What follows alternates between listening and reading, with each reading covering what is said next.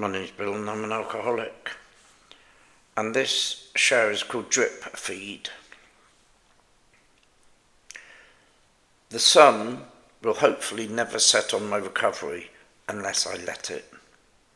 Or if the powers that be in this world happen to take me on a different journey.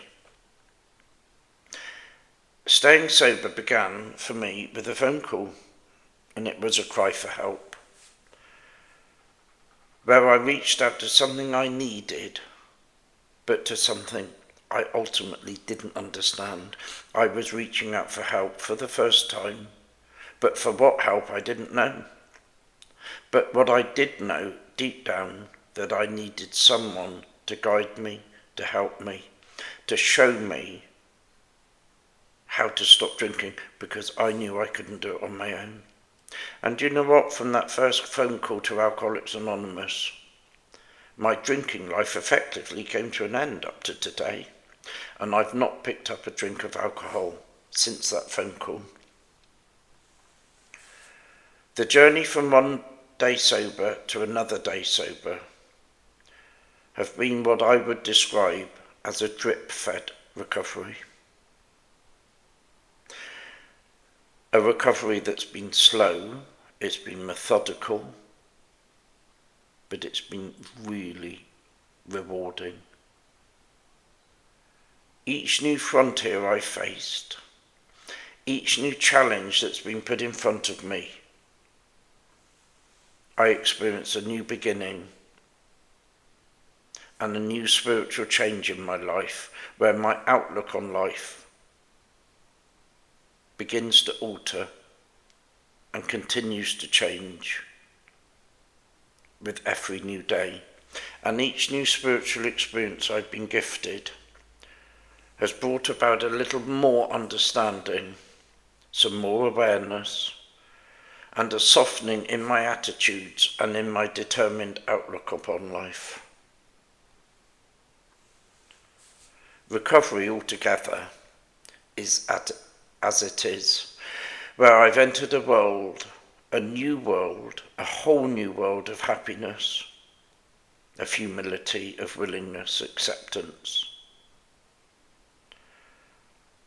A world that had previously been altogether shut to me. And in this new world, I've been spoon-fed by the older and by the younger sober friends that I found in recovery in the rooms of Alcoholics Anonymous. The 12 Steps is altogether a degree course in living without the need to pick up a drink. But it can't be done and dusted in 2 or even 3 years, nor can it be achieved in 30 or even 50 years. It's a lifelong experience of moving forward, moving sideways, moving upwards, moving down, of learning new skills and of learning to love this new way of living. It's ultimately a platform upon which we build a new archway to the freedom from alcohol that we are promised if we work a program and go to the meetings of AA and phone our sponsor and help another alcoholic. It's about dealing with situations that used to baffle us, where I'm ultimately being drip-fed some good, orderly direction. And hopefully, if I carry on doing what I'm doing, I will be drip-fed that good, orderly direction, hopefully, for the rest of my life. Giving and receiving, they do get easier the longer I'm sober. And being happy and contented in my own skin goes from being impossibly difficult to being enjoyable and something that you get used to after a while. But it is new and it's difficult at times. But this all takes years, if not decades. It's a journey that takes in all of life's ups and all of life's downs. But eventually it took me to a place of tranquility, of inner peace, of restfulness and of self-love. Caring what the world thinks of me is a ride of such emotional craziness that only time and help and faith and courage will eventually put it into perspective. It's certainly the biggest journey I've taken in recovery. So hold on to what you have in recovery so that tomorrow you can add a tiny teaspoonful more. And maybe add to that a teaspoonful of spiritual happiness and a baby scoop of spiritual healing. Getting well by the bucket load wasn't my experience in AA. It just doesn't work like that. Getting well slowly and consistently and methodically and with purpose was my experience.